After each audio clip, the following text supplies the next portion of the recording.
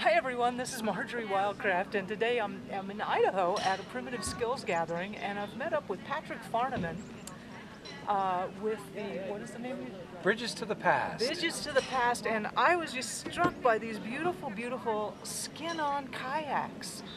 And Patrick has a whole workshop where he teaches you how to make one of these. And first of all, why would anybody want to have a skin-on kayak when I could just go to REI and get a boat? Well, there's a multiplicity of reasons. Skin-on frame kayaks are they're an application, modern application of ancient Inuit technology. Modern kayaks are really cool. They're also really expensive, and they tend to be very heavy. These kayaks are super lightweight.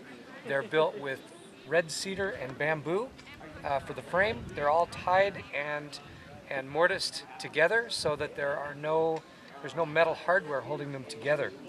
And then we take a piece of nylon cloth and cover and sew the skin onto the frame that we made, and then we coat that nylon cloth with a two-part urethane coating that perfectly mates to that fabric. These boats both weigh less than 30 pounds. In fact, this one in the front weighs in at only 22 pounds. They're extremely lightweight, very fast, very nice paddlers, and then they seem to be fragile, but they're not. They're extremely durable. So basically, you get really good paddling in a super lightweight boat that you can pull off the top of your car with one hand. Wow. And you have workshops that teach people how to do this? I do, yeah, I do. At Bridges to the Past, we often bring in instructors.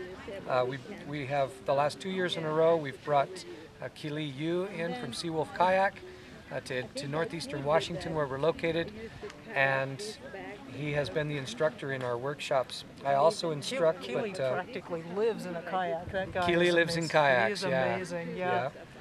He's an old friend of mine, and so we team up and partner for the workshops. And you're in Washington, in the Yes. Pacific Northwest? We're in the inland Northwest. We are about an hour north of Spokane, Washington. And if somebody wants to build, this is just amazing. How long does it take to start one of these, like to come to your workshops? How long would it take to... Start to finish, including carving a paddle and building a boat, starting with some fabric and some sticks, 8 days. And we're on the water. We go paddling the last day as a class. Wow. So it's the fastest method of boat building that I know of. And you come away with a boat that is all about sweet paddling. Nice. I want to do one of these, so I'm really looking forward to this. And I want you to. How can folks contact you? I know that these aren't necessarily organized; they're more that fits your schedule and when you get a group together. But how can people contact you to find out what the next schedule is? You can check in at www.bridgestothepast.org and click on kayak building workshops, and we will post when we're going to be having a workshop. We post it there, usually with a month or two warning.